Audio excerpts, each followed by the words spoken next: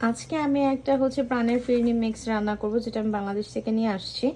আর এখানে পিছনে হচ্ছে সব ডিটেলস লেখা। এখন আমি হচ্ছে বিসমিল্লাহ 1 লিটার দুধ আমি হচ্ছে জাল করে নিব। দুধটাতে ভালো করে বলক চলে আসছে। এখন আমি এটাতে অল্প করে ফিরনি মিক্সটা পুরোটাই হচ্ছে ঢেলে দিব। এই যে আমি হচ্ছে এই ফিরনি মিক্সটা ইউজ করেছি।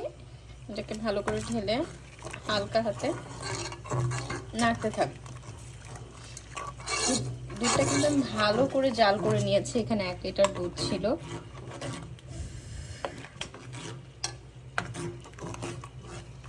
চুলার অবস্থা খুবই খারাপ, ইগনোর করেন। আমি যেহেতু রেডি ফিরনি মিক্স দিয়ে ফিরনিটা রান্না করতেছি, এটা বেশি একটা সময় লাগে না। প্যাকেটের গায়ে লেখা থাকে 20 থেকে 25 মিনিট, বাট 20 মিনিটের মধ্যেই কিন্তু একদম রেডি হয়ে যায়।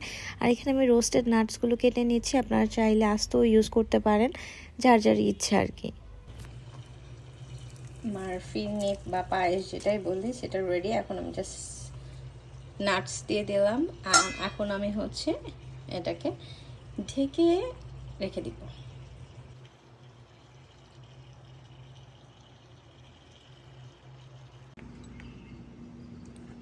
এখন আমি এই পায়েসটা ভালো করে প্লেটে নিয়ে নিব যতটুকু আমি খাবো।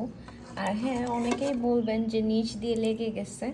হ্যাঁ, একটু অসাবধানতা করলেই লেগে যাবে, এটাই স্বাভাবিক। বাট কোনো প্রবলেম নাই, এটার জন্য কোনো পিতা বা কোনো সমস্যা হয় নাই, কারণ আমি নিচে থেকে উঠায়ও নাই। এই যে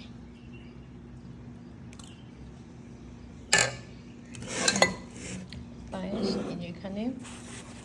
এখন আমি নাটস দিয়ে নিব আমার ইচ্ছা মতো, যতটুকু আমার দরকার।